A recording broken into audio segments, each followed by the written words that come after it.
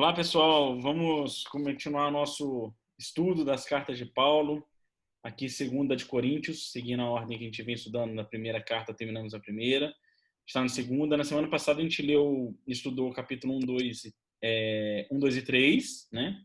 E hoje fica aqui para a gente falar um pouquinho sobre o 4, 5 e o 6. Né? Só relembrando o contexto da carta, Paulo escreveu logo depois da primeira carta, né? Ele tinha prometido uma ida lá, uma viagem, acabou não indo. O pessoal lá ficou bravo, e aí ele veio no 1, 2 e 3 falar um pouquinho sobre o perdão, né? Sobre como a importância de perdoar. Trouxe o conceito mediúnico da psicofonia lá no 3, né? No capítulo 3, que a gente conversou dele também. E agora aqui no 4, no 5, no 6, ele vem aqui com umas instruções muito belas, né? Muito edificantes, né? Acho que o Paulo ele usou esses 3 capítulos aqui que a gente vai ler hoje para trazer o conceito do ministério apostólico, né? Da necessidade do trabalhador do Cristo, né? Defensor do Evangelho, e a relação com Deus, né? A relação com Deus, confiança, né? A relação de submissão às vontades, né? Se dedicar à tarefa, ao trabalho. E ele traz aqui também alguns conceitos interessantes que a doutrina espírita hoje nos esclarece, né? São conceitos bem doutrinários aqui contidos nesses 3 capítulos da Carta de Paulo. Eu começo aqui, pessoal, pelo capítulo 4, que ele chama de pregação sincera. O título já é muito bonito, né? Que ele fala, ele está pregando o evangelho aqui, só que ele não prega o evangelho como a maioria de nós pregamos, né? Como algo, eu repito o que eu leio, mas eu não te conto o que eu faço, né? A maioria de nós pregamos o evangelho dessa forma, né? Na verdade, a gente prega para nós e ele prega para o Cristo. Exatamente. Essa relação. Então, a gente costuma falar de pregar o evangelho para as pessoas, repetindo o que a gente lê e pouco demonstrando o que a gente faz, né? E aí, por isso que chama de pregação sincera, porque aqui ele conta um pouquinho da missão apostólica dele, né? Então, quando a gente olha aqui no versículo 1 e 2, para começar a nossa reflexão, né, que ele fala, ó, por isso, tendo recebido esse ministério, e a gente já estudou nas outras, né, que quando ele fala ministério é a tarefa, né, o trabalho, né, por isso, tendo recebido esse ministério por pura misericórdia, não nos acovardamos, né, ao contrário, renunciamos à vergonhosa clandestinidade, né. E ele continua depois, mas parando aqui tem algumas reflexões, né. No 1, que ele fala, recebendo esse ministério por pura misericórdia, né.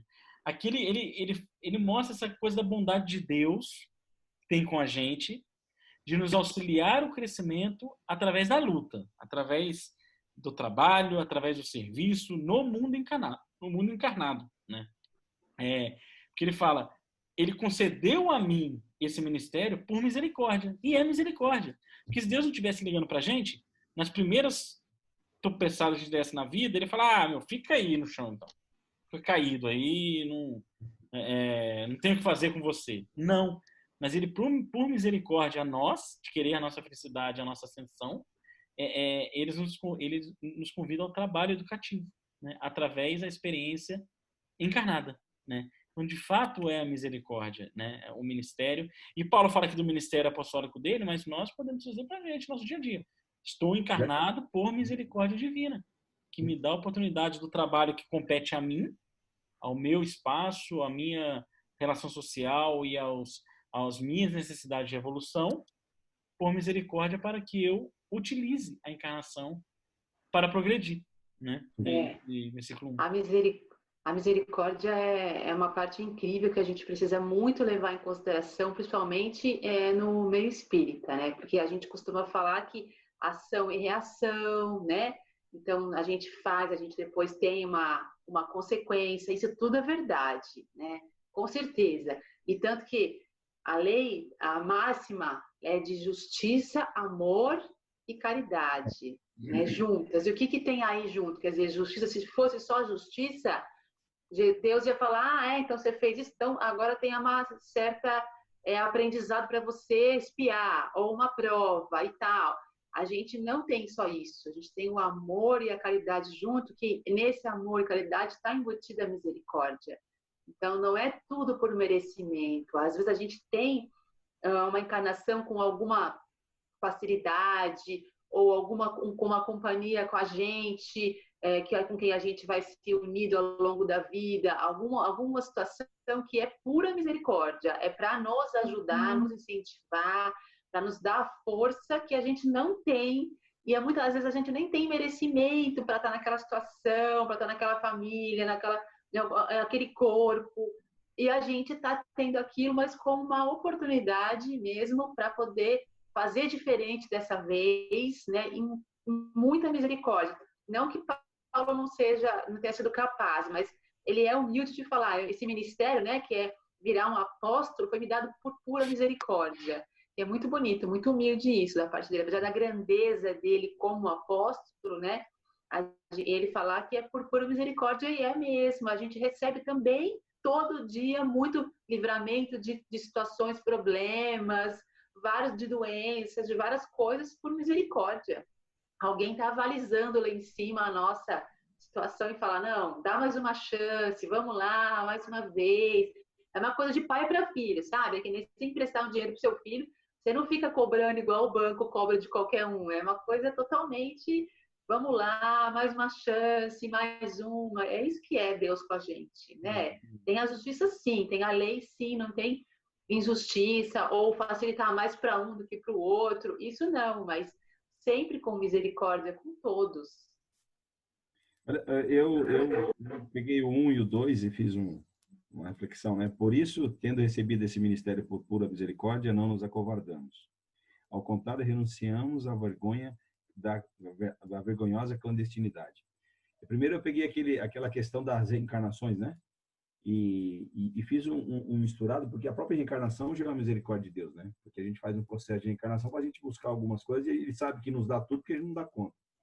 E aí eu entrei naquele negócio do talento, sabe? Pô, a misericórdia que ele nos dá, às vezes dá um talento para a gente poder usar, mesmo que não seja tudo o nosso potencial agora ou que a gente tem que receber de volta. E o outro lado da minha reflexão é a questão da mediunidade. Né? Nos fala que nós temos lá, tem os talentos, tem um carnê que a gente tem que pagar, e muitas das vezes a gente vem aqui como médium ou com algum ministério, se eu posso dizer assim, algum dom, para que a gente possa proporcionar felicidade aos outros, pagando aquilo que a gente já teve. Isso é um processo de misericórdia. Nos colocando frente a frente, às vezes, muitas vezes, dos nossos próprios familiares, das pessoas que a gente tem que acertar. E isso é maravilhoso. E quando ele fala de ficar na clandestinidade, é justamente aquele que se recusa. Quantas histórias a gente lê, principalmente de Humberto de Campos, que o médium vai lá, faz o acordo, não, só a partir dos 25 anos eu vou entrar no espiritismo, eu vou ficar 30 anos fazendo um trabalho, com 2 anos, o cara já não está mais. Né? Então, na clandestinidade, eu entendi, às vezes, muito esse processo.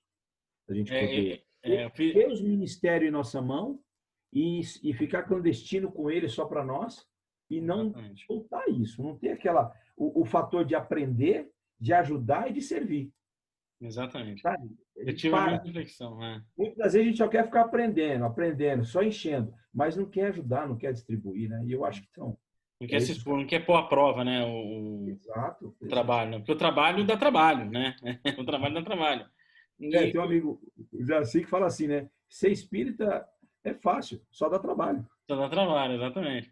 Porque o Paulo coloca muito bem dessa questão da vergonhosa clandestinidade, porque é isso, né? Deus dá a misericórdia da oportunidade do ministério, do trabalho, encarnações. Quantas e quantas e quantas encarnações nós ficamos estacionados? Vixe! Não tem, essa vergonhosa clandestinidade. Porque Deus, na sua misericórdia, dava aqui, ó, vamos lá, faz isso. E a gente ficava onde? Se escondendo. Clandestino.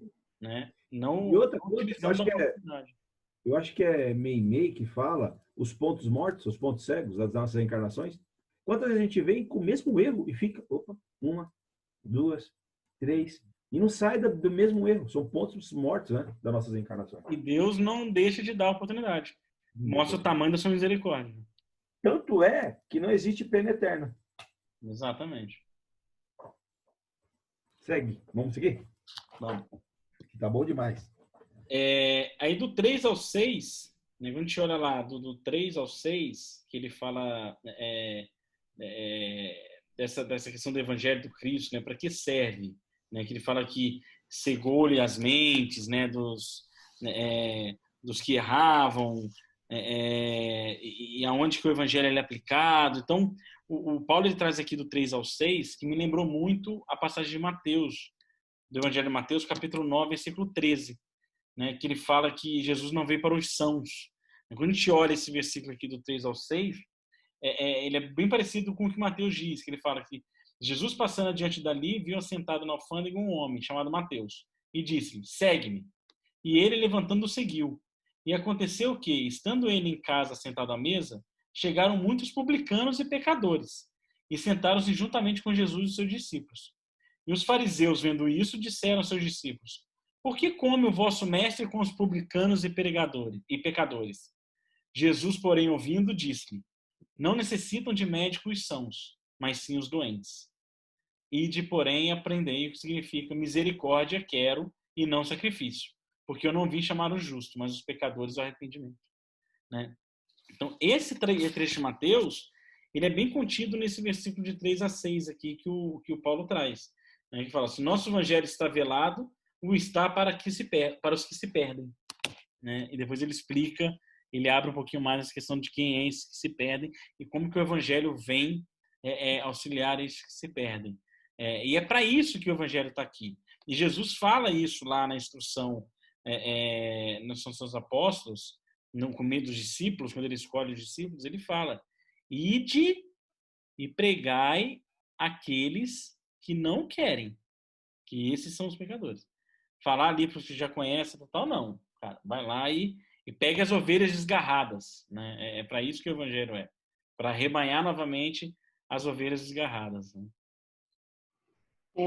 Eu li esse texto, essa 4 também, e até grifei aqui, achei lindo, porque se o evangelho está velado, está para os que se perdem, e os que, por sua incredulidade, o Deus deste mundo, né? Ele escreve o Deus desse mundo com letra minúscula, né?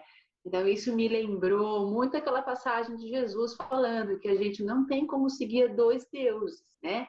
Então, ou segue um ou segue o outro, né? Ou não tem como montar em dois camelos, né? Já é uma coisa bem da antiguidade essa ideia.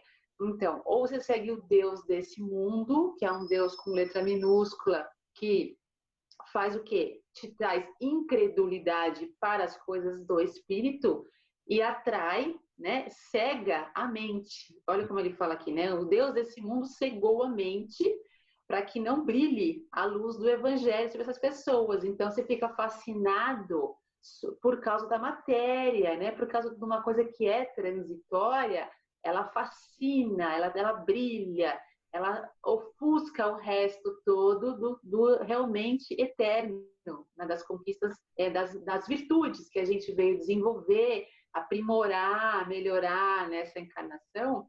A gente é ofuscado por dinheiro, por poder, por qualquer coisa, às vezes por um celular, às vezes por assistir televisão o dia todo, a preguiça, a ira, a gula, todas as outras os pecados aí que a gente tem, os vícios, do modo geral.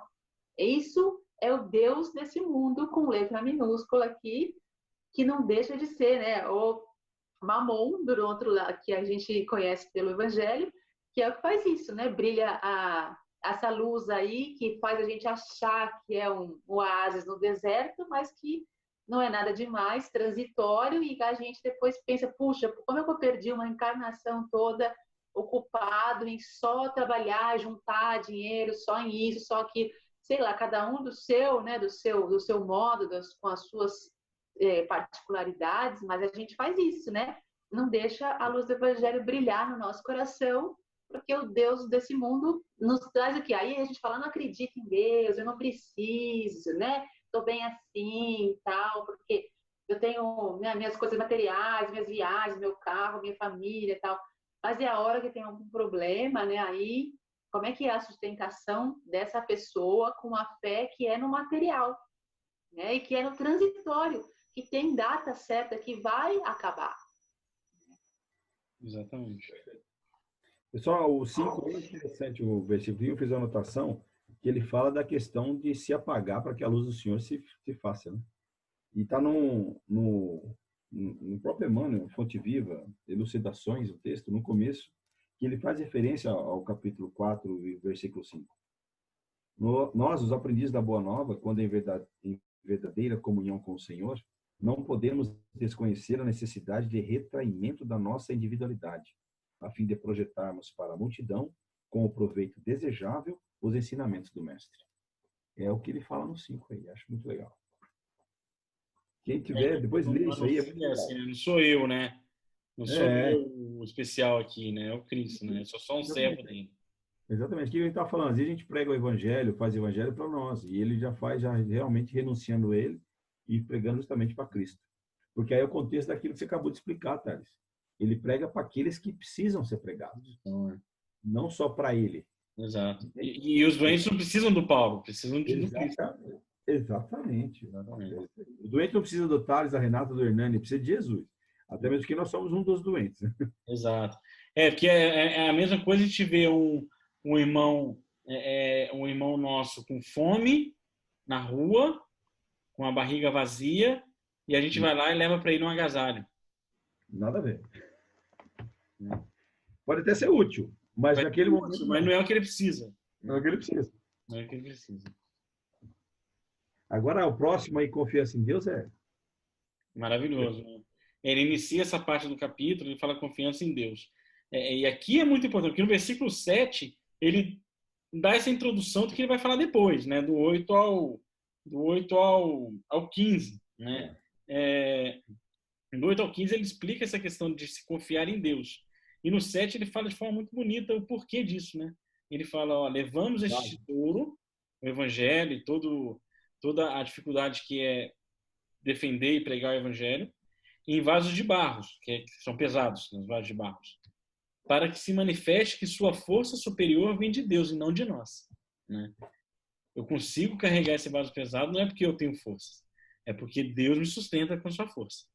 Então, ele introduz isso, e a gente consegue aqui trazer para a gente a reflexão de quantos e quantos vasos de barros nós temos para carregar, quantos e quantos vasos de barros nós temos para carregar. Né? E aqui a reflexão de carregar, né? O que a gente tem que fazer é carregar. Né?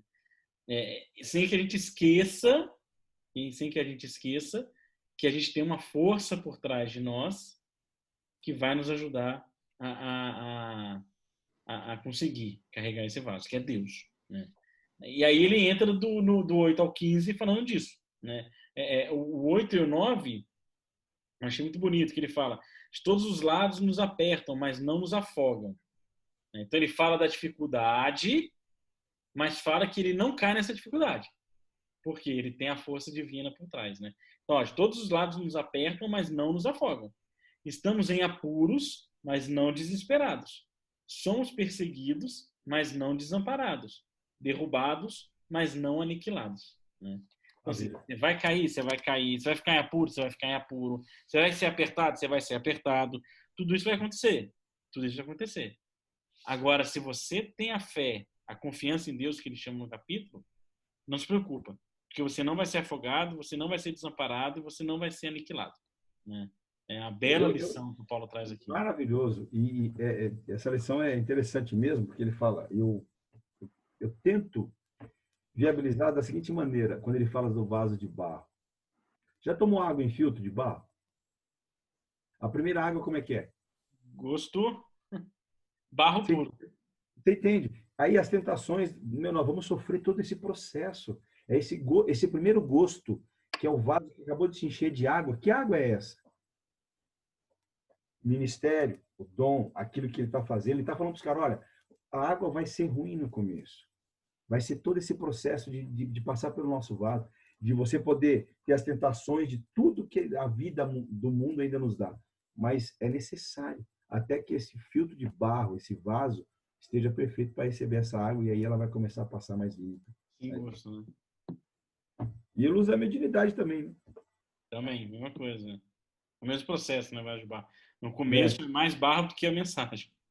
Exatamente. No começo é mais do filtro do vaso do que da água, né? Na água, tá saindo o barro ainda, a água sai até escura. Exatamente.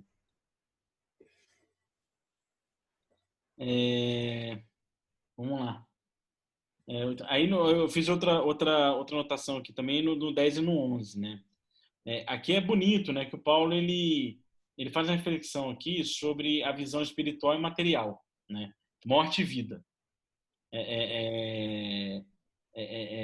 Então, né, ele fala sempre carregando no corpo, que é a matéria, a morte de Jesus, para que se manifeste em nosso corpo a vida de Jesus. Olha que interessante, né? Então, isso aqui é um conceito da doutrina importante, né? O espírito exerce influência na matéria, não ao contrário. Não ao contrário. Então ele fala aqui, ó, sempre carregando no corpo, no físico, a morte de Jesus. Então, eu carrego no meu corpo físico o exemplo do Cristo, do desencarne dele, né? Para que se manifeste no corpo, olha o conceito da doutrina. Espírito influencia a matéria, para que se manifeste no nosso corpo a vida de Jesus, né? Então, quando ele fala morte do corpo, ele fala da matéria. Quando ele fala em vida, é o espírito, porque o espírito é imortal. O que é vivo? É o espírito. Aí eu lembro daquela frase do Emmanuel que eu te comentei aqui em algum estudo, que ele fala: tudo que os nossos olhos físicos, ou seja, tudo que os nossos olhos da matéria veem, ou está morto ou está morrendo. Ainda que nós vejamos o bebê no seu primeiro minuto após o nascimento, ali ele começou a morrer. Ele não está vivendo. Aquele corpo começou a morrer. Não, ele não começou a viver. Então, porque a matéria ela é perecível, né? Ela se extingue e se transforma. Mas o espírito é imortal. Então, o que é vida é espírito. O que não é espírito é morte, é corpo, é matéria. Conceito Sabe? importante da doutrina aqui. Então, aquele ditado assim, que a gente escuta, a carne é fraca, não tem nada a ver. Nada a É o ver. espírito. Espírito que exerce.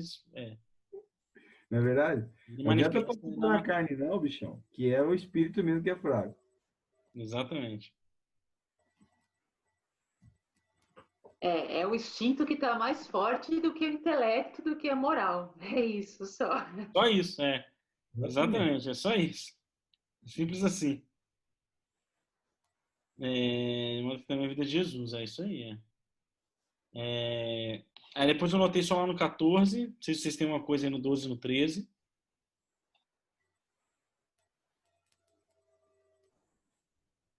Não, eu fui lá na Esperança da Glória. Tá. No 14 eu achei, ele fala que ficou bem claro o conceito da vida futura, né? O Paulo traz aqui isso, porque antes ele aborda a questão de matéria e espírito, vida e morte, espírito imortal, né? O que eles chamam de vida de Jesus, né? E aí ele traz aqui o conceito da vida futura, ó, convencidos de que aquele que ressuscitou o Senhor Jesus ressuscitará a nós com Jesus e nos levará convosco à sua presença, né? Esse ressuscitou, a gente já estudou isso também, a palavra que eles tinham para a época para representar a aparição, materialização ou mediúnica de Jesus para todos aqueles que o seguiam e acompanhavam, né? O conceito da ressuscitação. Então ele fala que convencidos, acreditando agora, né, que aquele que ressuscitou o Senhor, né, quem é aquele que ressuscitou o Senhor? Né? As leis divinas, o que comanda o universo, a criação. Deus ressuscitou o Senhor, ressuscitará nós também com Jesus e nos levará convosco à sua presença. Né? E aqui é interessante que o Paulo fala a nós, ele não fala a vós, não. Ele fala Então, a nós. eu ia falar uma coisa sobre isso também, ó. Olha, no final do 11, e olha que bonito que eu achei aqui, que ainda não consegui falar antes, ó.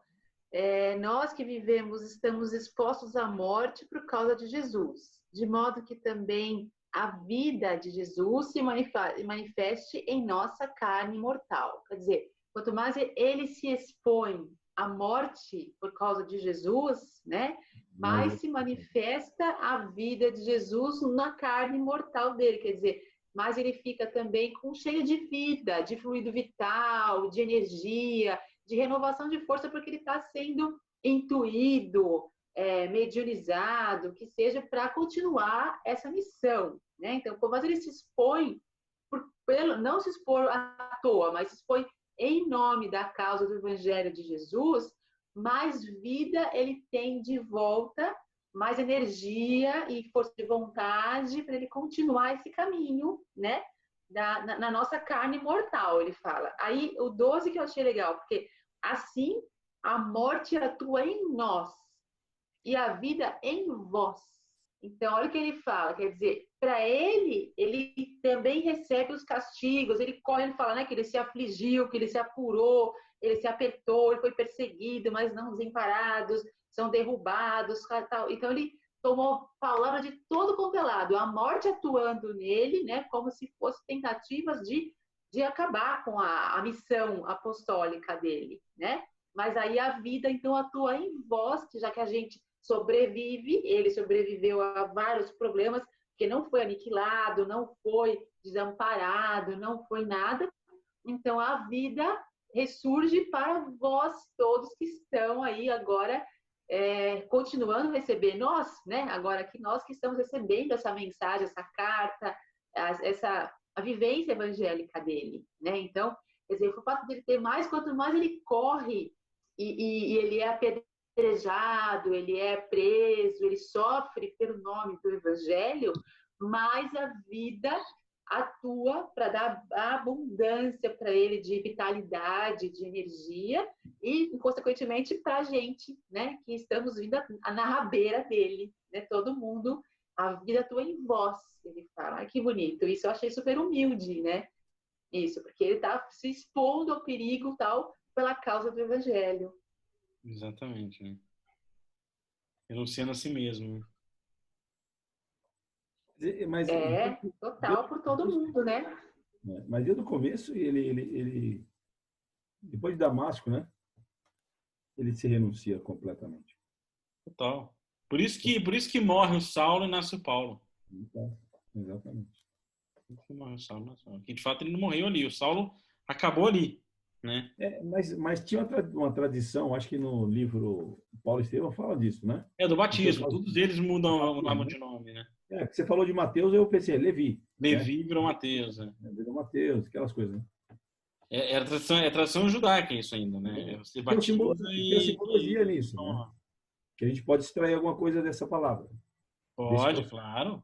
Como Paulo. Saulo virou Paulo, né? O que nós estamos fazendo hoje aqui, que é justamente isso. Exato. Deixar morrer aquele antigo Hernani e tentar nascer um novo, né? Exatamente.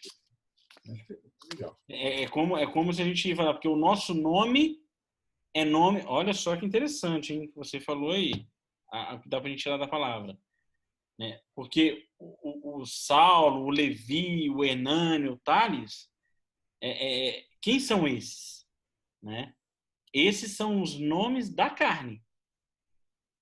Nome da carne. Nosso pai, nossa mãe não sabe quem é nós espírito. É o nome da carne. Quando há o batismo, que é a conversão, que é a aceitação, que é a manifestação espiritual de cada ser... É o que a Renata falou agora, que o que a Renata explicou. De forma simbólica, esse seu nome da carne não existe mais, morreu. Você agora é você espírito. Você se manifesta quem é você espírito. E aí é um outro ser, né? Interessante essa reflexão, né? Muito legal. Eu ainda vou um bom tempo. Talvez até na outra encarnação. Eu já estou na vantagem, viu? Essa daí, viu? Porque o meu nome já é Renata. Eu sou renascida. Aí, então, alguma coisa já rolou aí, viu? Você não tem como falar que não acredita. Não tem como. Não tem outra religião para as Renatas. Isso aí. Bom, aí ele encerra o 4, né, no 16 ao 18, que ele chama aqui de Esperança da Glória, né? E aí esse nome que ele dá de Esperança da Glória diz muito sobre o que ele comenta aqui, né? Que é um comentário muito aprofundado sobre espírito e matéria. Então ele mostra aqui bastante o que é espírito e o que é matéria, o que é visível e o que é invisível, né? Ele traz aqui o conceito do visível e do invisível, do do interior do exterior, né? Então ele fala exterior corpo, interior alma, visível matéria, invisível espírito, que a tribulação isso aqui é muito bonito, ó, no 18. A nós que temos o olhar, olha isso que ele fala, a nós, falando dele, né? A nós que temos o olhar fixo no invisível e não no visível, ou seja, a nós que nos orientamos pelo espírito e não pela matéria e não pelo corpo, a leve tribulação presente nos produz uma carga incalculável de glória. Por isso que ele fala da esperança da glória. Pois o visível é transitório e o invisível é eterno. Então ele traz aqui o conceito da imortalidade da alma e a importância que tem as lutas terrenas para a glória do Espírito. Mas o que é mais bonito aqui para mim na minha reflexão não é nem essa questão que a gente já conhece. A gente já estudou isso na doutrina espírita. A gente já leu, de alguma forma, já sabe que é assim que funciona. Mas é esse detalhe aqui no texto que ele fala. Porque ele fala assim, vamos pensar aqui em tudo que Paulo passou, que ele mesmo narrou aqui. Fui pedrejado, fui lá, os caras tentaram me matar lá na Espanha, né? Tentei viajar para lá para cá, tempestade, fiquei cego, me curaram, fiquei no deserto, passei fome, meu pai me renegou. Meu, é um conjunto de tormentos que não cabe na nossa imaginação passar por isso, né? E aqui está o conceito importante, que ele fala, quando eu tenho um olhar para o invisível e não para o visível, quando eu tenho um olhar para o espírito e não para o corpo, tudo isso ele chama de leve tribulação. Por isso que Jesus fala, vinde a mim, vós que estáis sobrecarregados, pois eu vos aliviarei. Porque tudo isso que aconteceu com Paulo, se acontece com a gente não aguenta. Por quê? Porque os nossos olhos ainda estão no visível.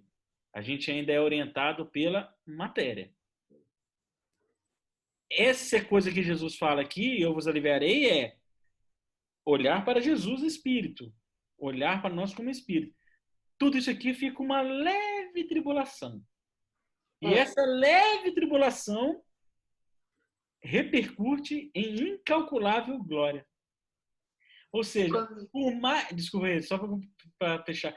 Por mais que as dores do mundo sejam pesadas para nós, se formos com resignação vencermos e passarmos, o mérito, a conquista, a glória, o tesouro no céu vai ser imensamente maior. A gente vai olhar para trás e falar assim, se eu soubesse lá atrás o que me esperava na frente, eu já tinha vindo muito mais rápido, muito mais... De novo, aquele que já comentamos aqui, Cipriana. Quando ela vai socorrer o pai, obsessor do filho que o matou, e ela conta, você está revoltado? E ela conta o processo dela e ela fala. Da experiência dela, né? Quando eu cheguei no céu e vi o que eu tive, eu percebi que sofri pouco. Olha que coisa linda. É isso aí. Essa frase do Paulo. Mas o bonito é que quando Jesus fala, vocês que estão cansados, atribulados, vem a mim que eu vos aliviarei, na verdade é como, né? Não é só eu vou curar a sua doença, eu vou fazer sua vida ficar um mar de rosas, porque a gente tem essa intenção de ir a ele para fazer uma troca, uma barganha, na verdade, né? Então eu vou na igreja uma vez por semana, vou rezar o terço, eu vou tal, e aí vai ficar tudo sem problema na minha vida, né? A gente tem essa visão, mas qual é a visão? Qual é o alívio que Jesus vai nos dar quando a gente vai até ele? É tirar o nosso olhar do visível e passar o nosso foco para o invisível. Então, quando você consegue abstrair e tirar o seu foco, como Paulo fala aqui, né? Então, ele começa no 16, se o nosso exterior vai se desfazendo, o nosso interior vai se renovando dia após dia. Então, quer dizer, o exterior é a matéria visível, né? Vai se desfazendo, mas dentro, como ele fala, vem falando antes, dentro, cada vez que ele passa por tribulações e por problemas, ele vai se fortalecendo espiritualmente, né? E não vitalizando, e não já desanimando, né? Ao contrário. Então, o que Jesus faz para aliviar é tirar o seu foco. Então, para de olhar para esse problema seu como se ele fosse um negócio gigante. Vamos olhar no invisível, vamos olhar, né, a longo prazo, vamos olhar muito mais adiante, ou além, olha para o horizonte, olha para frente, tira o foco daquilo. Esse é o alívio, na verdade, que a gente vai receber, e não resolver os problemas e falar, então eu vou lá porque eu não quero ter problema, eu vou lá porque eu quero achar uma solução para o meu problema, né? Na verdade, não é essa a estratégia de Jesus. É tirar o seu foco desse problema como se fosse o centro do universo, o seu mundinho. Quando a gente tira, a gente percebe que não é tão grande assim, né? O que Jesus fala, vai fazer a caridade, vai ajudar o próximo, porque você tira o foco do seu problema, olha para o invisível, olha para a dor do outro, olha para os sentimentos que estão envolvidos ali, e tudo fica relativizado e fica mais fácil. E aí a gente se fortalece, né? Porque aí essa onda gira em nosso favor e fortalece quem está à nossa volta e a gente mesmo. Eu acho perfeita essa colocação. Eu diria, eu só acrescentaria ali na sua colocação, no meu entendimento, é que Jesus, na verdade, ele não tira o nosso foco, né? Ele nos mostra, através da sua experiência aqui da sua vida, outro lado que a gente pode olhar. Mas é nosso querer, né? Nossa responsabilidade tirar o foco da matéria, né? Ele fala assim, gente, olha para minha história, olha para mim aqui, olha o que eu vivi, né? Por isso que ele fala, eu sou o caminho, a verdade e a vida, né? Ele não fala, eu sou aqui o guincho que vai pegar e levar todo mundo, né? Ele fala, eu sou o caminho, a verdade e a vida. Mas é do nosso querer tirar esse foco, né? Jesus nos apresenta, né? Ele fala, ó, tá aqui. Para onde você quer olhar? Para a matéria ou para o céu? Né? E ao longo da história dele, ele dá vários exemplos. A parábola do bom rico, do rico. Em diversos momentos do evangelho, ele causa essa reflexão na gente de, meu Deus, para onde que eu estou olhando? Para cá ou para lá? Né? Ele nos convida o tempo todo a olhar para o invisível, né? Mas a gente tem que ir lá olhar, né? E por isso tanta dificuldade. Eu acho legal os comentários de vocês, a visão é legal, mas eu queria tentar acrescentar mais uma da própria questão do vaso que a gente comentou há pouco, né? Portanto, quando ele fala lá que nosso exterior vai se desfazendo, na minha cabeça veio na época de Jesus os leprosos, né? Uma figura, para a gente criar uma figura, para a gente poder refletir um pouco. E a gente vê pela doutrina espírita que por várias vezes, porque quando a gente passa por uma aprovação, a gente está depurando isso, né? E aí ele fala aqui que o nosso exterior vai se desfazendo, nosso interior vai se renovando dia após dia, que é um processo natural, né? Ficou bem figurativo. E a questão do visível e invisível é perfeito que vocês comentaram. E é difícil ainda para a gente tirar essa. Quem você falou, Thales, Jesus ele deixou lá e falou assim: olha, veja o lado invisível da coisa e veja o que vocês podem, né, fazer para buscar isso. Mas para a gente ainda a matéria nos seduz ainda. A matéria ainda nos dá prazeres que a gente acha que são eternos e não são, né? Então a gente fica nessa do visível e invisível, nessa dúvida às vezes. Agora, quando você encontra e você começa a refletir sobre a sua relação com Deus, e a sua relação com você mesmo sobre esse assunto, como eu falei há pouco tempo atrás de conversando, que tem hora que eu estou fazendo uma autoanálise e eu começo a me chocar comigo mesmo, isso muda, aí começa a ter uma nova visão. Nós estamos longe ainda de entender o que Paulo já viu. Por isso que as tribulações para a gente não são nada leves. Não, é simples. Eu vou tentar ver por um lado bom da coisa, que eu acho que é bom, né? É uma experiência que, se eu viver ela, eu não sei como é que eu vou reagir. Imagina se Jesus aparecer para você, Thales. Agora, hoje, amanhã. Oi, Thales, tudo bem? Vamos lá, filho. Imagina essa experiência. Eu provavelmente não vou. Entende? E o que aconteceu com Paulo, né? É isso que eu falo. Por isso que a visão dele é tão forte referente ao mundo invisível, a Jesus, que é o Salvador, que é o caminho. É forte, porque a experiência dele foi muito forte. Exato. Muito forte. Perfeito. É isso aí, é bonita essa última palavrinha aqui, né, do 4. O invisível é eterno. E É verdade, bonito, né? tá? Para nós são duas coisas difíceis de compreender, né? Primeiro o invisível e depois uma eternidade. Então, dois conceitos que um é o outro, uau! Então, é difícil de compreender. Eu lembrei de uma frase que é do livro do Pequeno Príncipe, né? Que é mais ou menos que o essencial é invisível para os olhos, né? Alguma coisa assim, né? Eu achei super bonito, porque é mais ou menos esse sentido, quer dizer, as conquistas de cada um, os sentimentos bons que a gente tem, são as coisas mais preciosas que é o que a gente leva, são todos os invisíveis, né?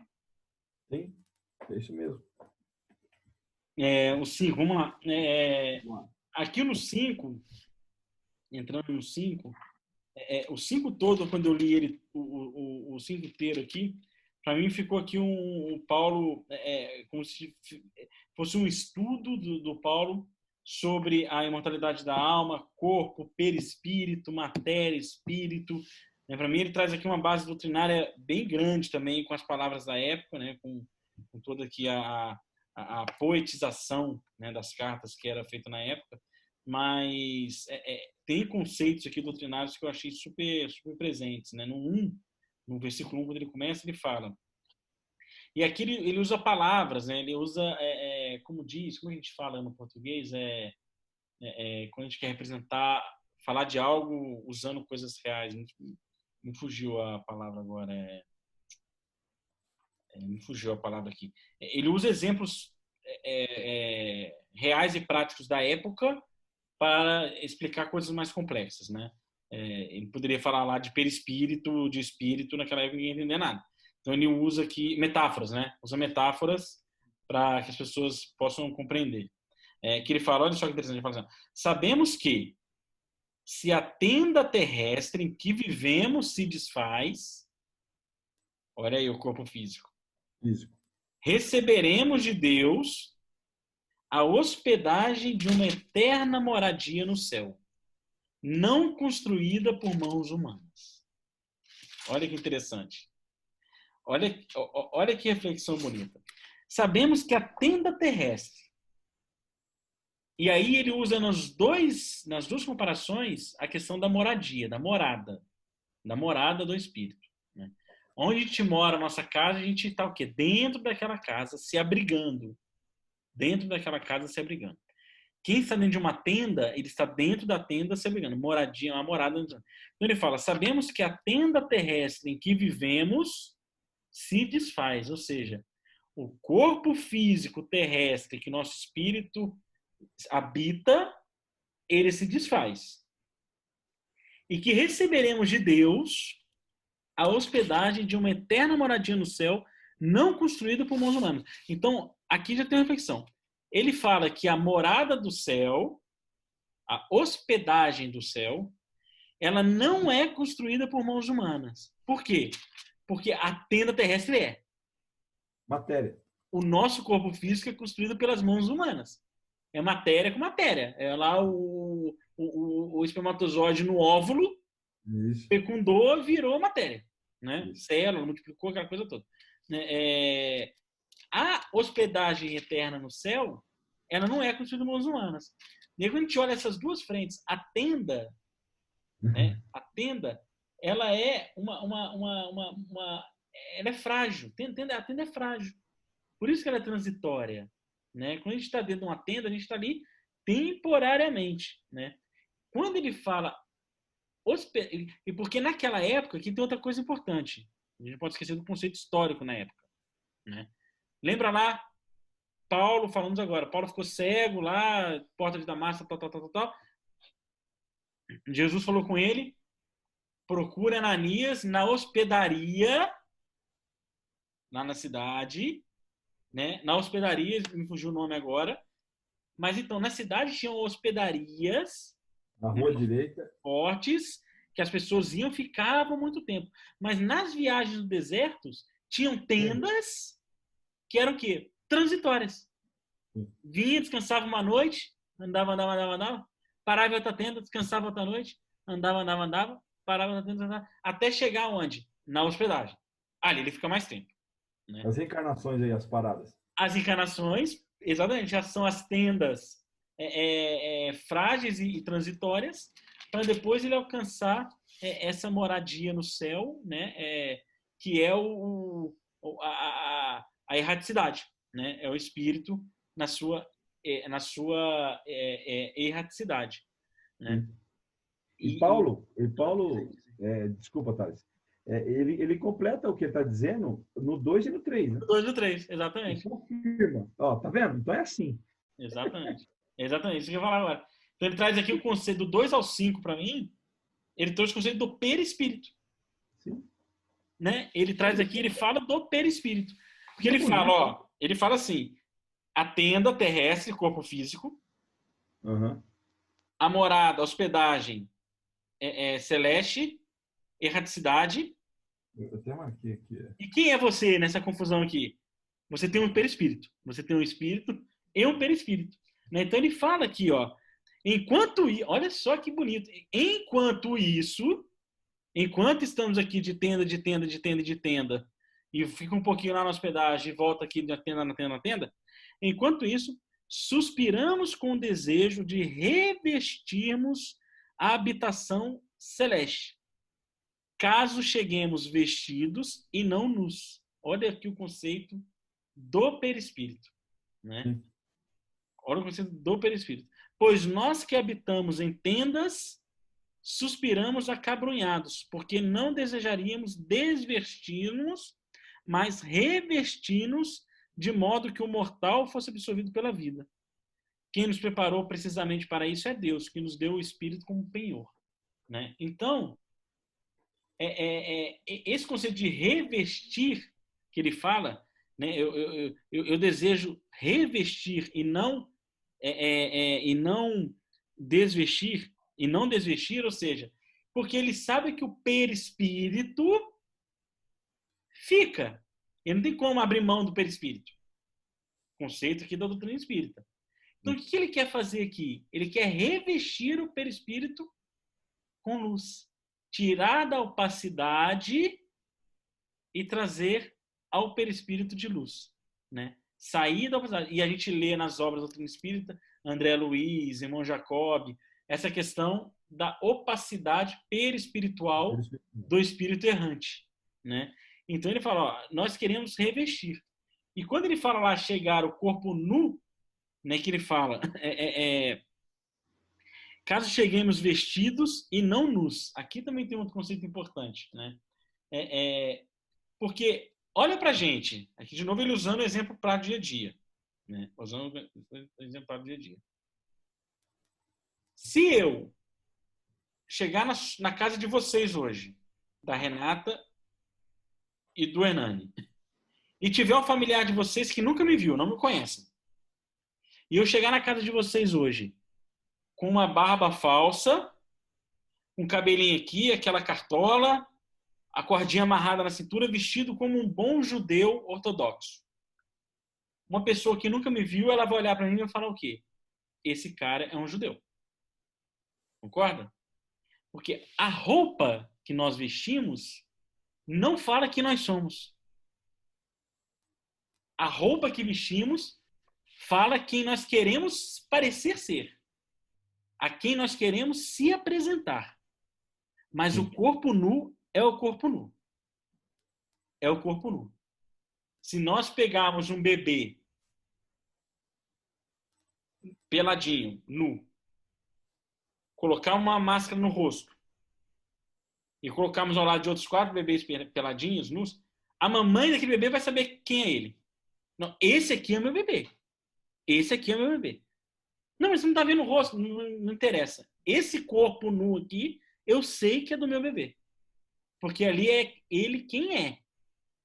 Agora, se coloca uma roupa, luva, naquele corpinho do bebê e tampa o rosto de todos, ela não acha. Ela não sabe quem é.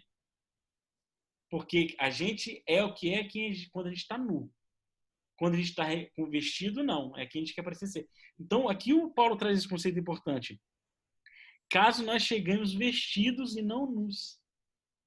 E aí, o que a gente estuda na doutrina espírita, tanto que acontece de irmãos que desencarnam, e nós provavelmente, chega lá do outro lado como? Achando que ainda quem? É o sacerdote, achando que é o rei, achando que é o prejudicado, o aleijado, o coxo, Espírita. o espírita, achando que é o espírita, achando que é o padre, achando que é... Acha o quê? Chegou lá vestido, não chegou nu. Não chegou. E o Paulo, ele quer o quê? Chegar nu. Meu perispírito, brilhando, redondo, zerado. Esse sou eu, né? Namorada celeste. Então, assim, eu achei esse de 2 a 5 de uma explicação aqui doutrinária maravilhosa do Paulo. Foi como a gente fala às vezes, não dá para entender como é que isso não entende, que fala de espírito, né? E quando ele fala de moradia no céu, eu peguei uma outra reflexão, né? Que está em João 14:2. Que Jesus fala assim, ó: na casa de meu pai há muitas moradas. Se não fosse assim, eu vou-lo teria dito. Vou preparar-vos o lugar. Olha as moradas aí. Conforme cada um vai seguindo lá com a sua bagagem, né? Deixando as roupas ou as suas vestimentas, cada um tem o seu tempo lá em cima também, e uma morada específica, de acordo com o que você construiu aqui embaixo. Exatamente. Só falando que lá em cima e embaixo é relativo, né? Exatamente. E tem um finalzinho que ele fala aqui, ó, de modo que o mortal fosse absorvido pela vida. Achei isso tão bonito, né? Porque o que você vai morrer, você vai ser absorvido pela vida, que é a vida em espírito, né? O corpo vai morrer de verdade, mas o que mortal... Então, essa é a ideia, né? Esse que é o caminho, né? Do mortal ser absorvido pela vida. E aí depois também achei bonito que Deus nos deu o espírito com penhor. É maravilhoso. Então, me lembrou assim, né? De a gente ter sido criados simples e ignorantes, mas com uma potência gigante ali já, né? Com uma coisa que a gente ainda nem sabe administrar, porque Jesus fala, vós sois deuses, e várias coisas que a gente não sabe a fé que a gente tem, que a gente transporta uma montanha, se a gente quiser, sem duvidar. E ele fala que Deus nos deu o Espírito como penhor, quer dizer, olha lá, eu vou te dar isso aqui tudo, mas cuida, faz o seu melhor, é a sua riqueza, né? O que de melhor eu posso te dar, assim como um pai dá para um filho o de melhor que é possível dar, né? Jesus fala também, né? Quem que é o pai que o filho pede pão e dá pedra, né? Nessa passagem, né? Então, o que ele nos deu de melhor e como um penhor para cada um administrar é o Espírito, né? A nossa maior riqueza. E vocês já viram o significado jurídico? Eu vi isso no dicionário. O significado jurídico da palavra penhor está no dicionário? Quando a gente coloca, vê penhor no dicionário, ele dá no campo jurídico, a gente vê muito de penhora de bem, penhora não sei do que, tal. E no campo normal lá. Eu anotei aqui do campo jurídico. E olha que interessante quando Paulo fala, ó, Deus nos deu o Espírito como penhor, né? Definição de penhor no campo jurídico. Coisa, entrega de coisa móvel ou imóvel, que aqui está relacionado com coisas materiais, como garantia de obrigação assumida. Olha só isso. Brincadeira, né, cara? Olha isso. Deus criou lá, falamos um pouco antes aqui de começar o nosso estudo.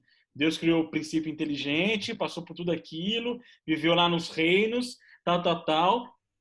Te individualizou, é seu espírito, e falou assim: você tem aqui uma garantia de compromisso assumido comigo de ser feliz. Tá aqui. É o penhor. Maravilhosa essa colocação do Paulo. Maravilhoso. Que eu ia falar isso mesmo, né? Porque a garantia qual é? Pode dar a volta que der, mas é a felicidade e a imortalidade, né? Quando você tem o espírito, você não tem uma matéria, não é a mesma coisa que eu te dar uma coisa física, um presente que vai se desfazer. Então ele deu uma coisa pra gente que não tem fim. Olha que presente é esse que você pode dar, né, para um filho, alguma coisa que não tem fim, e ainda por cima tem uma garantia de felicidade quando você der a sua volta toda e chegar nesse ponto de felicidade eterna. Quer dizer, quando não tiver mais aprendizados e tal, a coisa vai ser já de um outro nível. A gente já vai estar aprendendo, mas já vai estar feliz. Né? Não que acabe, eu acredito, né? Não acaba. Eu acho que a gente nunca vai chegar a se relativizar com Deus, isso não acaba, mas você já está feliz, você já está aprendendo outras coisas, já está ajudando, já está feliz. Né? Então, aquilo, a própria ajuda ao próximo, aos demais, os aprendizados, as conquistas de intelecto já vão ser a nossa felicidade contínua, né? Cada vez nova, diferente e eterna. Isso que é uma coisa linda, né? Eu fiz a anotação no 6 e no 7, uma referência. Fala aí, eu fiz também do 6 ao 10. Pode começar, começa você. Não, porque o 6, né? Por isso estamos sempre confiantes e sabemos que enquanto o corpo for nossa pátria, estamos exilados do Senhor. Né? A referência aqui para mim, ele fala o seguinte: enquanto a gente viver só com a matéria, só no corpo, achando que aqui se resolve, estaremos exilados. Quando você falou, eu lembrei da semana passada, quando você falou que a questão que Jesus não deu, o penhor, ele falou, ó, seja feliz. Eu quero que você venha, aprenda, se ilumine e cresça. Para que um dia você faça parte do meu gabinete, dos meus ministros. É isso? Então, quanto mais a gente vive para a matéria, mais exilados nós estamos. Lembra que você falou uma passagem interessante de um mentor, que ele fala, o que é bom na matéria sempre é ao contrário do espírito. Antagônico. Espírito e matéria são antagônicos. Único. Então, mas aí tem uma outra observação que é interessante, Thales. A gente precisa conhecer isso e não ser demagogo a falar assim, não, então não precisa da matéria. Não, é necessário. E a gente não pode entender que o espiritismo ou que o nosso estudo está dizendo que não é bom ter coisa boa. Não tem nada a ver. Nada a ver uma coisa com a outra. Não é isso. A questão não é essa. A sua relação com a coisa boa. Exato. Aí é que tá. O que ela te liga? Como é que ela está presa em você? Como a Renata citou um pouquinho antes, que Deus se serve, que Deus está servindo. Aí muda. Aí você vai estar exilado, né? Aí você vai estar lá fora. Pois caminhamos no 7. Pois caminhamos pela fé, não pela visão. É isso aí. Emmanuel tem um texto que fala sobre isso aqui, que está no Reformador, na escola da confiança. É confiar. E aí é interessante porque a fé, o que é a fé? É acreditar? Não, confiar. É confiar, é confiança. E confiança pressupõe-se relação. Qual a tua relação com Deus? Exato. Veja a relação dele com Deus e com Jesus. É de extrema confiança. Extrema confiança. Aí tem aquela passagem maravilhosa que a gente sempre relembra, né, nós espíritas, né? Francisco de Assis lá, chegando no mosteiro. Nevando. Eu fiquei Francisco de Assis, que o cara fechou, os caras lá na neve, e aí o cara olhou para ele, você tá pulando de... Por quê, Francisco? Nós vamos morrer. E ele falou, eu torci pela minha vida inteira. Vai estar 100% na mão de Deus, essa hora chegou. Né? Qual de nós pensa assim? Exato. Você vê que essa relação com Paulo, com Deus, é assim. Então, esses dois comentários que eu queria fazer no 6 e no 7. De fé. E é bonito quando ele fala aqui, né? Porque nós caminhamos pela fé e não pela visão. Que ele remete de novo ao conceito do visível e do invisível. Exatamente. A visão é aquilo que é o visível. O invisível é invisível. Então você tem que crer, você tem que confiar. Exatamente. Você tem que confiar. Né? Então, se você chegar você está com fome. Chega na sua casa e vê um prato de comida, é uma coisa. Você está com fome, chega na sua casa, não tem um grão de comida lá, mas você fala assim, eu sei que amanhã vai aparecer uma comida. Isso aqui é o se guiar pela fé, é o caminhar pela fé, e não pelo visível, né? que o Paulo fala. É saber que a providência vai atender a providência. Confiança. Aquele judeu que a gente estava comentando, que ele tem uma passagem lá que ele fala assim, faça porque eu peço, e faça. Ele fala uma referência sobre isso, e ele vai entrar nesse negócio de confiança com Deus.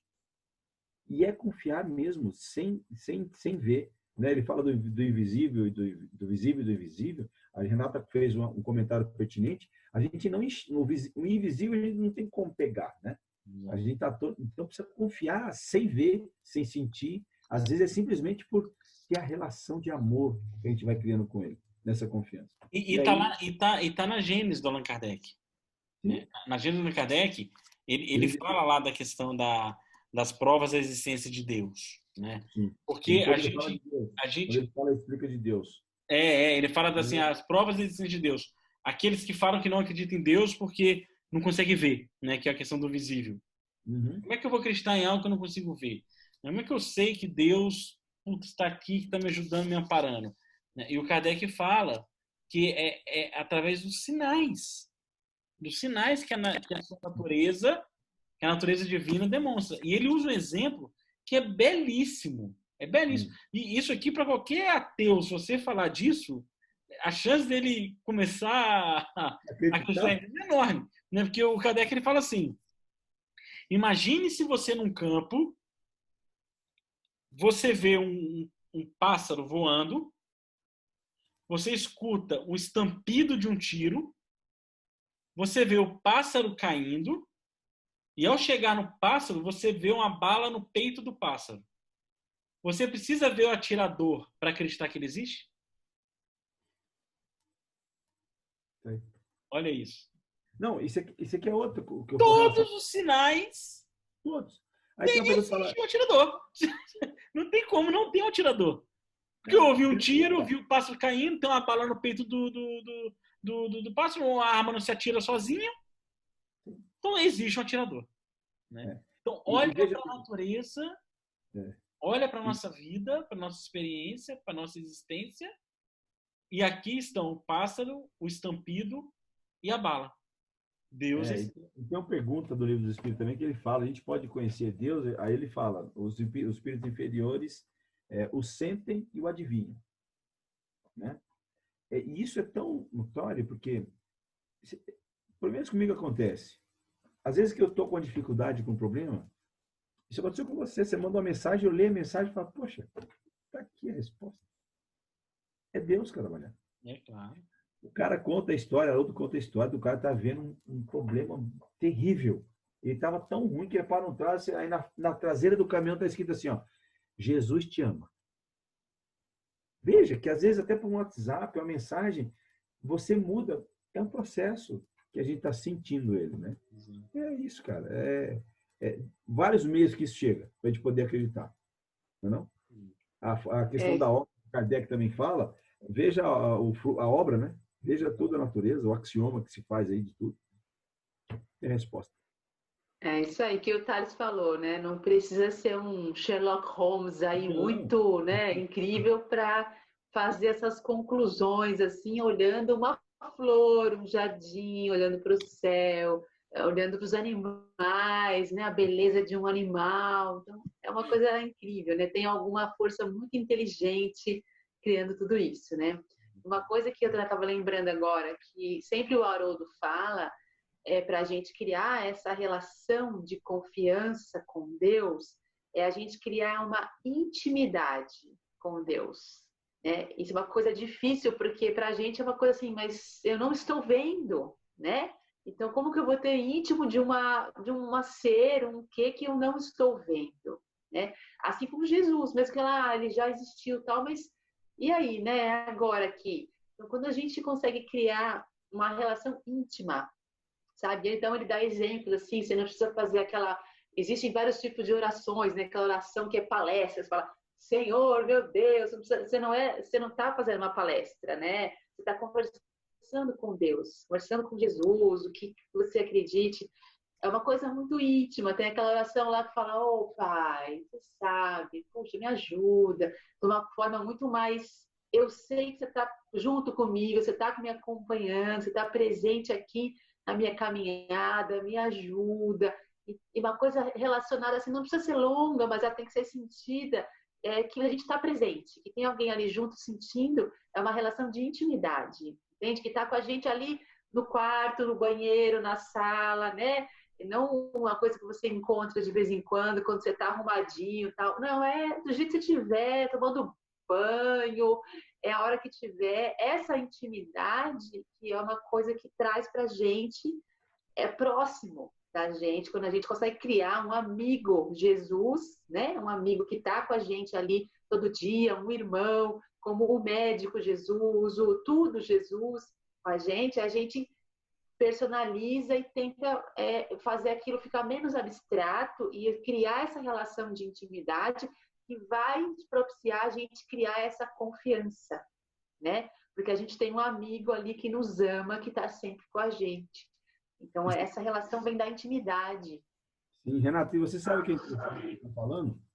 Porque o Espiritismo vem nos mostrar um novo conceito de estar próximo de Deus. Eu vou falar por mim. Eu cresci imaginando e escutando nas igrejas, ou até mesmo as pessoas religiosas falando, que nós vamos morrer e aí nós vamos encontrar com Deus. E o Espiritismo vem falar, meu, você já está com Ele. É agora. Você não precisa esperar morrer para ser julgado. É agora. E isso diminui a distância. Sim. Diminui a distância, né? E esse quesito de falar assim, poxa, mas que você falou, poxa, mas eu não vejo Deus, diminuiu a distância. No entanto, que a gente fala, acabamos de falar sobre isso, da mente que sustenta o planeta, ele está perto. Nós somos pais, você é mãe, e Haroldo fala muito bem isso. Quando a gente ama, a presença já basta. Se nós pensarmos aí, o Thales está viajando agora a trabalho, pensa no Otávio. Nossa. Entende? Por que com Deus e Jesus seria diferente? É o que Paulo vem falando. Gente, o invisível, o visível. Olha, é lá, pensa, faça agora. E ele vai falar um pouquinho disso agora aí, dos exilados também, aí na frente. Um pouquinho mais. A gente é muito burocrático ainda na relação com Deus, né? Exato. E aí tem outra coisa. Você vai a gente fala numa prece, num congresso, né? A pessoa vai fazer a prece e fala, Deus, estamos aqui no Espaço das Américas, na cidade de São Paulo, em 2015. Se não soubesse. Pessoas. Deus sabe. Não, e outra coisa, você reparou que às vezes... Ele é um congresso.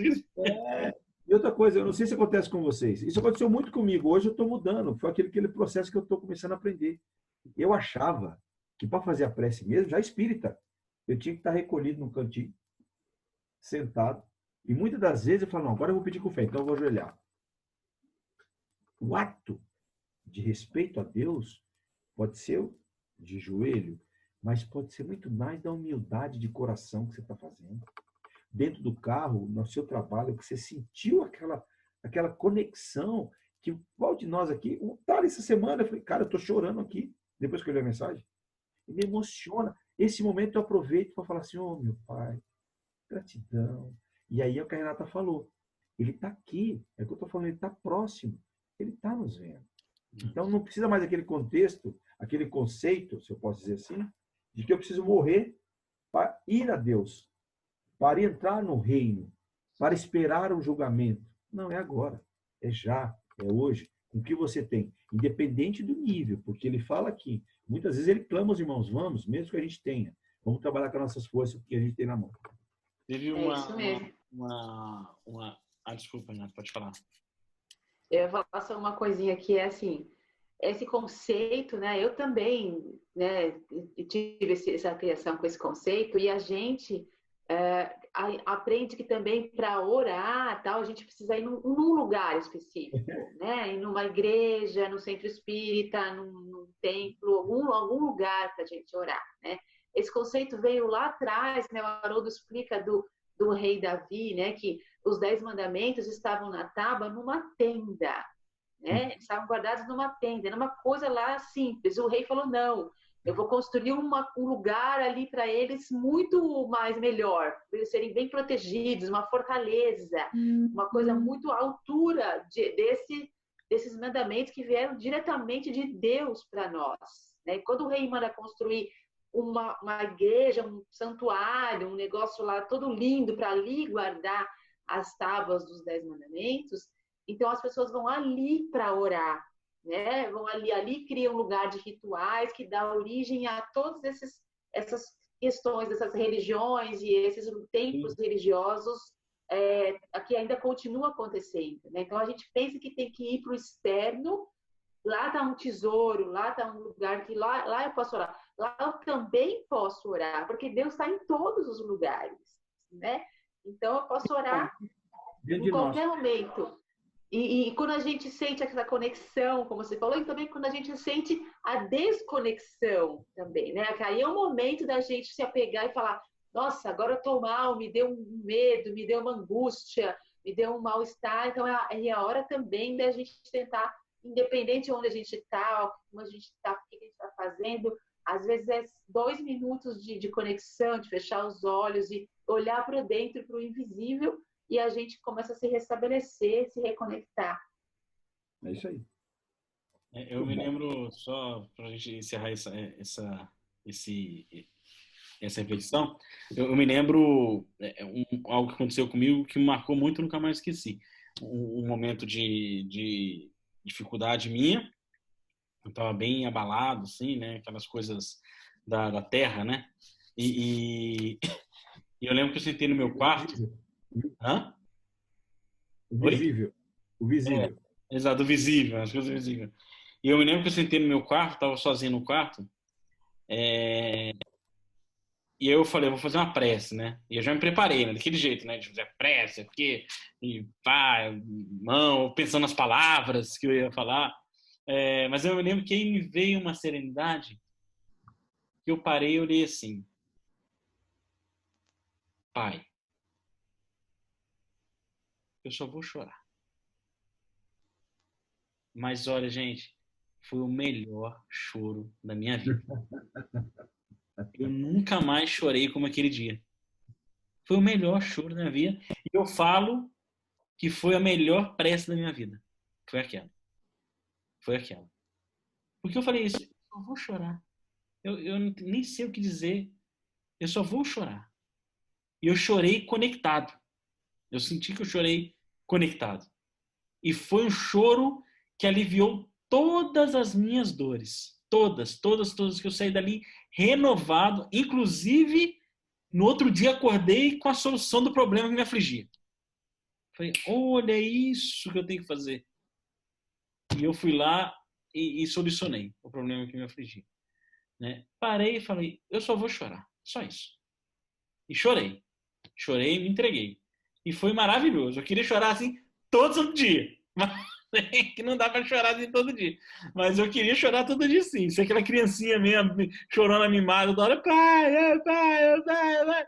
Só que eu sei que não é também isso. Né? Falar, meu filho, tá bom, tá aqui, chorou, mas vamos embora, vamos trabalhar, vamos caminhar. Né? Mas isso eu acho que funcionou muito bem, inclusive com a solução dos seus problemas, porque o seu choro não teve revolta.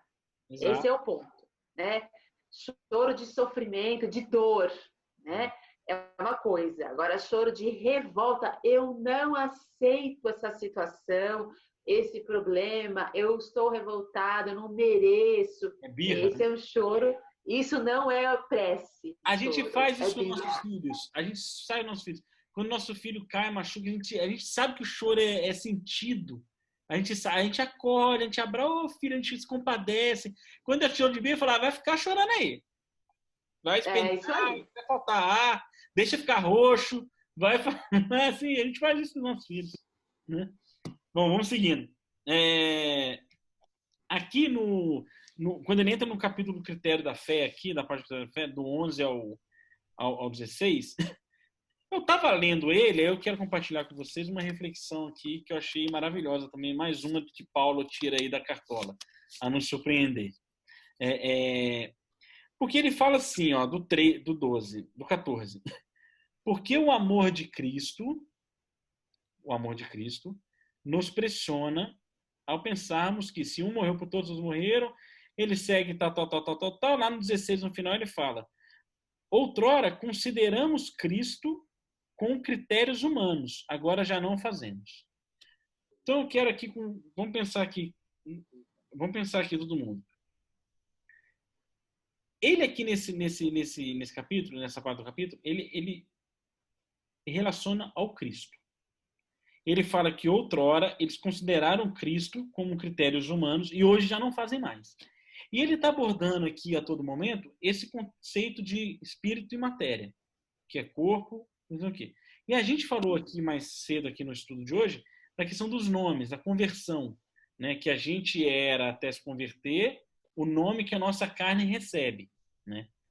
E aí eu fiquei intrigado, comecei a ler tudo de novo, ler essa carta inteira aqui de novo, comecei a ler as outras todas que a gente estava lendo, e eu vi um comportamento aqui do Paulo interessante. Porque toda hora e aí vamos voltar aqui, ó, rapidamente aqui, ó. No capítulo 4, a gente está olhando, ele fala aqui, ó, capítulo 4, versículo 5. Cadê? Peraí, gente, me perdi aqui. Versículo 3, versículo 4.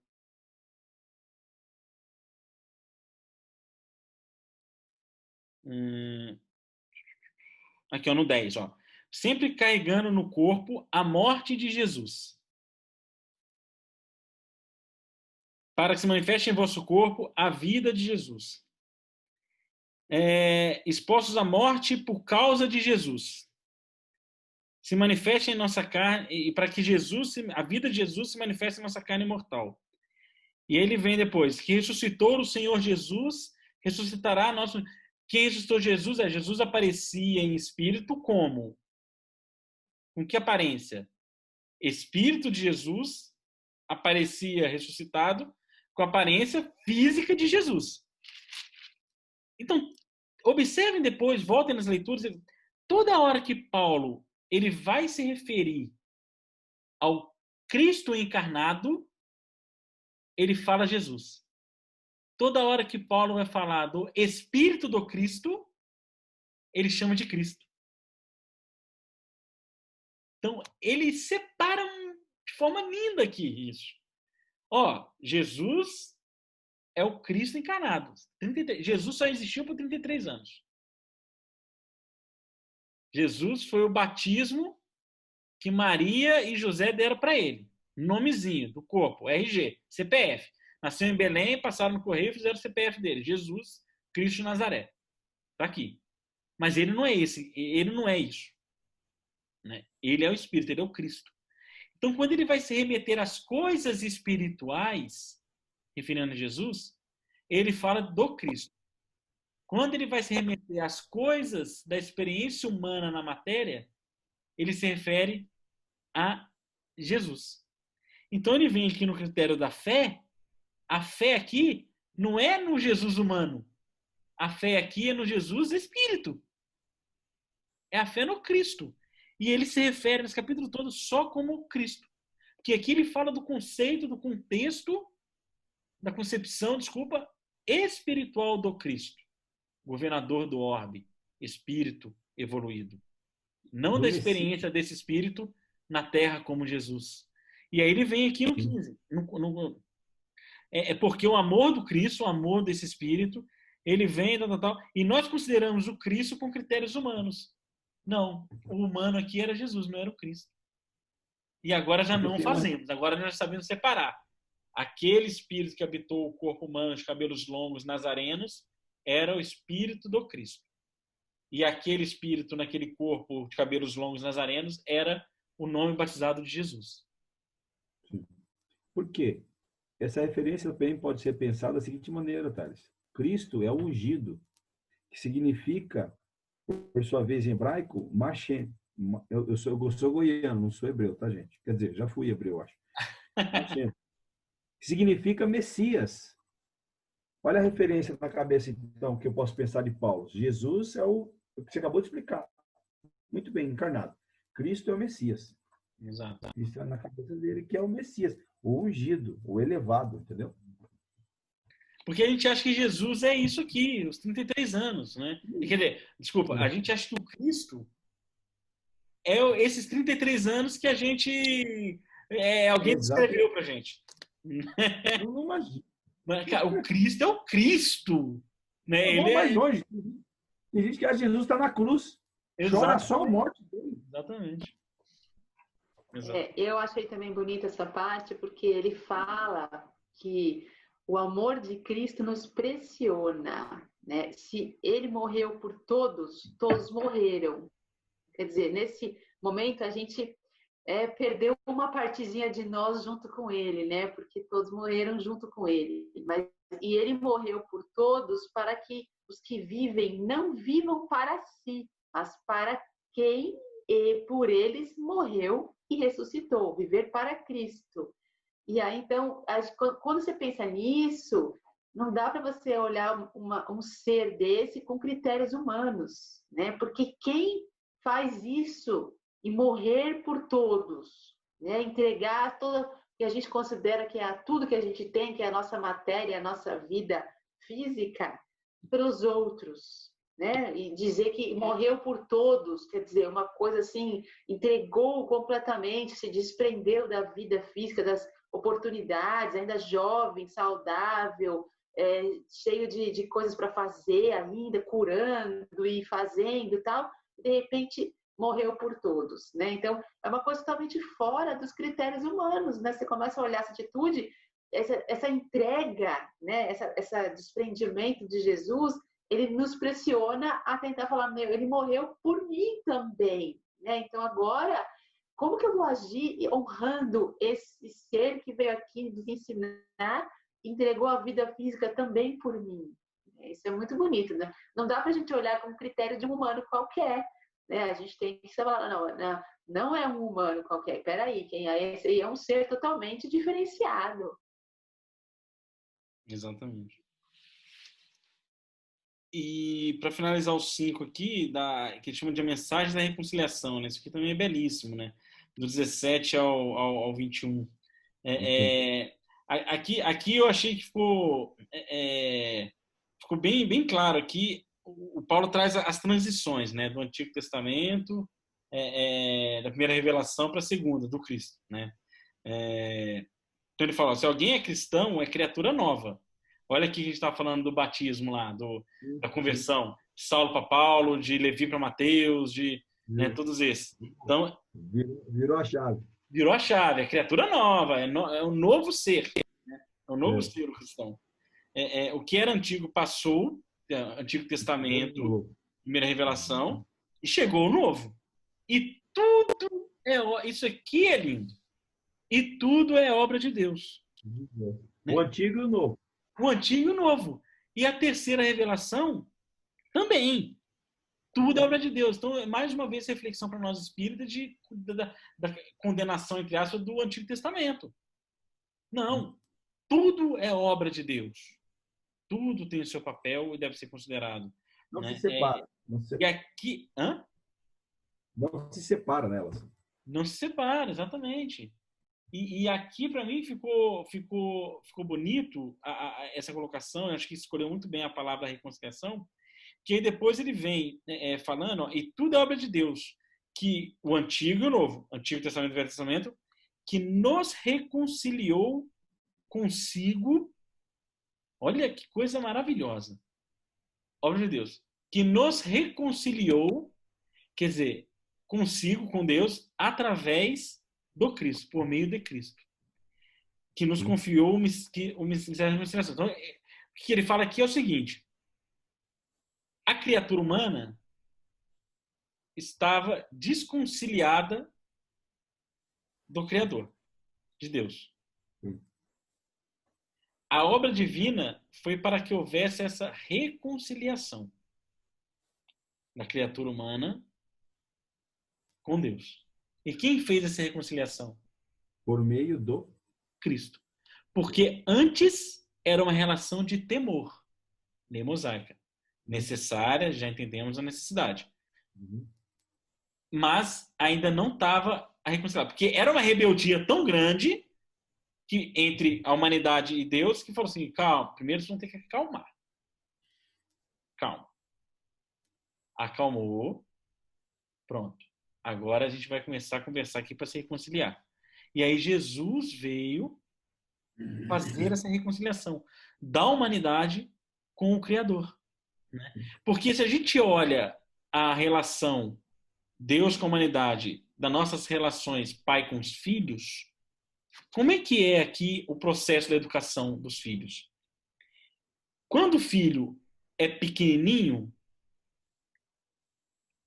a gente educa ele através do não.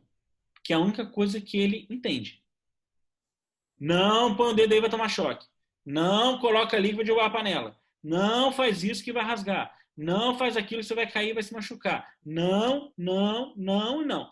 Aí o nenenzinho, ele aprende a falar, opa, eu não posso fazer isso porque eu vou me dar mal. Quando ele atinge uma certa idade, a gente, como pais, começa a falar o quê? O que ele tem que começar a fazer. Agora você está fazendo... Não, vai lá, conversa com o seu amiguinho. Ó, você tem que estudar. Ó, você tem que fazer a lição. Olha, você tem que perdoar. Olha, você tem que fazer o quê? Olha, você tem... Aí o neném já sabe que não tem que fazer, ele começa a entender o que ele tem que fazer. Só que isso não basta. Porque esse neném, ele tá lá, a criança, ele fala assim, não, mas eu tenho que fazer isso. Aí ele vai começar a se perguntar, mas por quê? Porque a criança tem a idade dos porquês, né? Vocês têm filho mais velho aí, por que eu tenho que fazer isso? Não, por que eu tenho que perdoar meu amigo? Por que eu tenho que não sei o quê? Por que eu tenho que não sei o quê? Vem o quê? A doutrina espírita. Falar o porquê. Porque tem a vida futura, tem as leis divinas, tem a sua responsabilidade como ser imortal.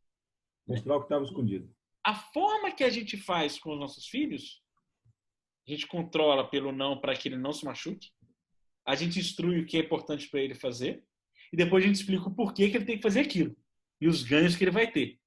Deus quer a gente a mesma coisa. Para ele ser feliz. Para ele ser feliz. Deus quer a gente a mesma coisa ao longo da humanidade. Né? E aí o Paulo traz isso aqui da reconciliação. Então a gente está aqui no momento da reconciliação, porque o neném também ficava, pô, mãe, é só não, meu pai é uma droga. Minha mãe é uma droga, só me proíbe. É chato. Tem um momento que começa a ter reconciliação. Fala, meu filho, vem cá, o pai te ama. Vamos fazer isso, tem que fazer aquilo. Agora você já pode fazer isso, já pode fazer isso. E aí lá na frente viria o quê? A explicação dos porquês que eu não podia fazer aquilo e o dos porquês que eu tenho que fazer aquilo que foi instruído. Que é o que a doutrina espírita nos traz. E o 19... ainda tem um depois, né? Depois que você explicou os porquês todos, tintim por tintim, você vai acompanhando, você vira um consultor, vamos dizer assim, né?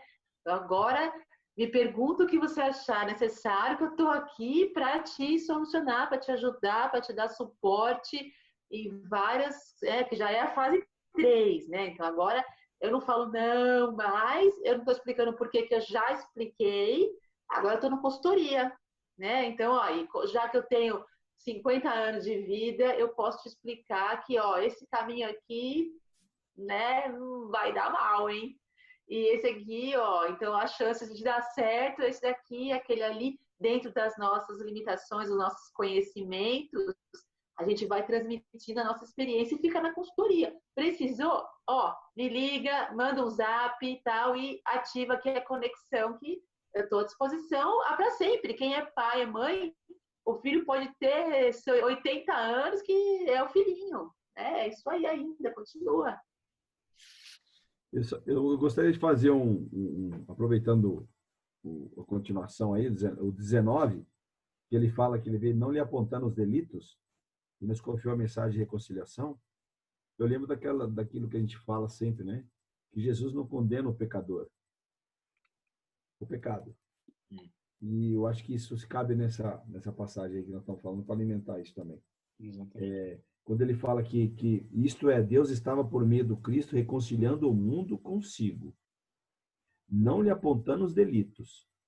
Ou seja, passou. Não quero saber o que você tem de defeito, nada disso.